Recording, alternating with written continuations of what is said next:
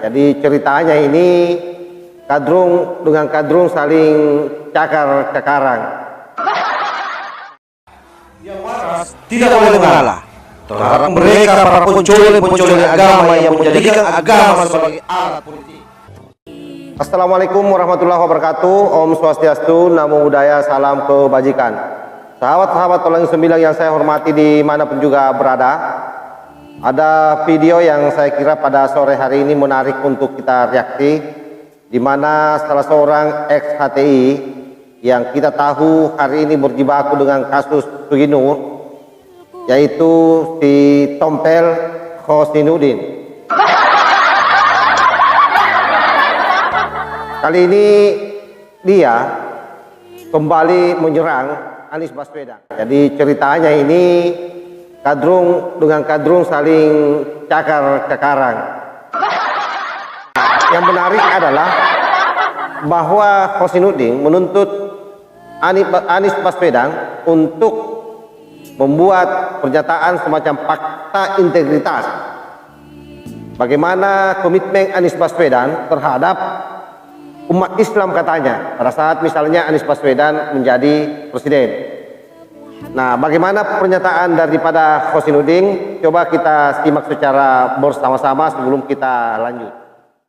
Sekarang kita juga tanya kepada Mas Anies, ya harusnya juga Mas Anies Baswedan memberikan komitmen apa kebijakan dia nanti kalau jadi presiden gitu.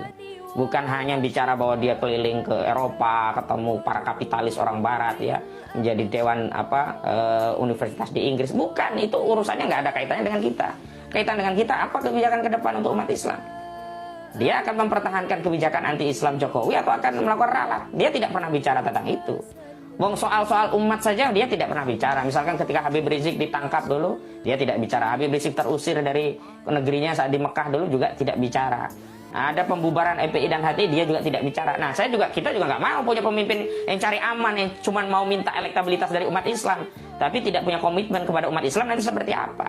Jangan-jangan bukan hanya Nasdem, Anies Baswedan pun akan menikung kita nantinya kalau dia sudah berkuasa. Makanya ukurannya adalah apa komitmen dia gitu. Makanya saya setuju dengan apa yang disampaikan oleh Bang Egy Sujana, minta ya fakta integritas dari seorang Anies. Apa komitmennya nanti kalau jadi presiden gitu. Ditandatangani misalkan komitmen 1 akan pro pada umat Islam, 2 akan pro terhadap ajaran Islam, 3 akan bersikap adil kepada umat Islam, 4 akan memberikan rehabilitasi terhadap ormas-ormas Islam yang dulu dizalimi oleh rejim Jokowi. Wah, kalau begitu akan dapat dukungan besar. Tapi kalau tidak dilakukan itu, ya mohon maaf, umat Islam tuh gini ya, kita ini umat Islam ini sudah sangat sering disakiti sehingga ragu memberikan kepercayaan kepada siapapun. Sebelum ada komitmen, bahkan sudah ada komitmen saja. Oke, kita sudah mendengar bagaimana Hosniuddin mengeluarkan pernyataannya yang pada intinya sebenarnya adalah yang dia mau katakan bahwa ada komitmen dari Anies Baswedan untuk bagaimana supaya ormas yang pernah dibekukan oleh Pak Jokowi, yaitu HTI dan FPI, dihidupkan kembali. Jadi kira-kira kurang lebih seperti itu keinginannya. Kira-kira kurang lebih seperti itu keinginan daripada si Hosniuddin ini. Dengan begitu katanya, maka akan tumpah ruah dukungan umat Islam. Tentu umat Islam yang dia maksud adalah umat Islam Petamburan. Nah, kalau umat Islam yang lain semacam kita-kita ini tidak mungkin lah. Kita tahu sendiri bahwa di Indonesia ini ada sekitar 60% umat Islam itu berafiliasi dengan Nahdlatul Ulama. Otomatis tidak akan mungkin mendukung orang yang memiliki atau diduga kuat atau memang selama ini sudah bermain-main dengan ormas-ormas yang erat kaitannya dengan ex-HTI dan ex-FPI. Karena bagi Nahdlatul Ulama, saya kira jelas perintahnya Gus Yakut maupun Gus Yahya bahwa kita harus melawan apa yang disebut dengan politik identitas. Nah, politik identitas inilah yang dilakukan selama ini oleh Anies Baswedan beserta seluruh pendukungnya.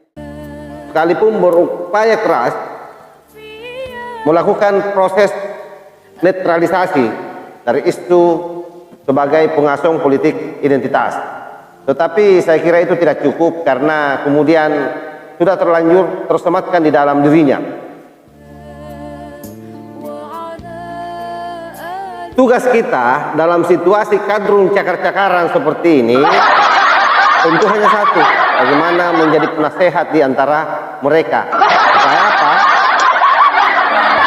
Supaya mereka ini kemudian bahu-membahu kerjasama termasuk dengan Nasdem harus kompak untuk memenangkan Anies Baswedan, sehingga kemudian ada peluangnya Anies Baswedan untuk menjadi presiden, khususnya presiden bagi umat Petamburan, kan begitu. Jadi kita pain-pain saja, biasa-biasa saja. Malah kalau tidak ada Anies Baswedan pasti pertarungan ini tidak seru. Yang terakhir yang saya mau sampaikan kepada sahabat-sahabat, apapun yang disampaikan oleh Husnuddin jangan pernah dimasukkan di dalam hati, apalagi sampai kemudian tersimpan di dalam kepala, jangan. Jadi jangankan di hati, ya di kepala saja jangan.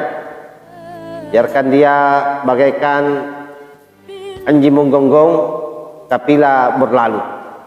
Allahul muwafiq ila aqwamit thariq. Wassalamualaikum warahmatullahi wabarakatuh. NKRI harga mati, Nusantara milik kita.